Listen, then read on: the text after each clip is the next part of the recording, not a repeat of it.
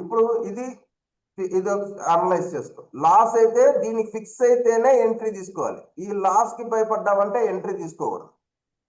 First point.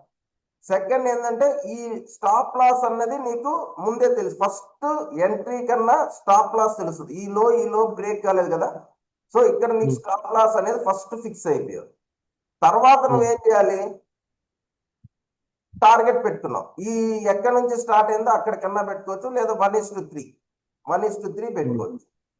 బాగా గుర్తుపెట్టుకో.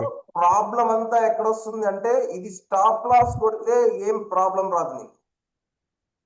Problem అంతా ఎక్కడ వస్తుంది అంటే గెయిన్ ఆర్డర్స్ లో ఉన్నప్పుడు మాత్రం నీ ఆర్డర్ గెయిన్ లో పోతుంది. అప్పుడు నీకు సైకాలజీ అనేది చాలా డిఫరెంట్ గా ఉంటది. ఎందుకు ఇక్కడ నుంచి ఇక్కడికి నీకు ఫర్ ఎగ్జాంపుల్ ఒక 2000 ప్రాఫిట్ కనిపించుంటుందా?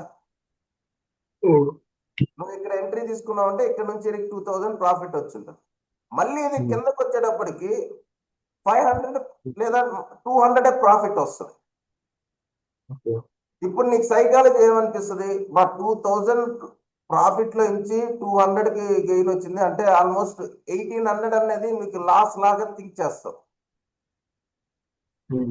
యాక్చువల్గా ఇది గెయిన్.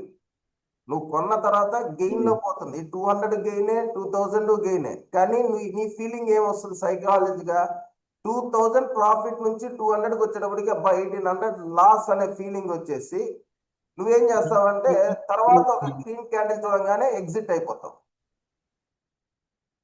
దాని తర్వాత పోయి టార్గెట్ అనేది హిట్ అవుతుంది అనమాట.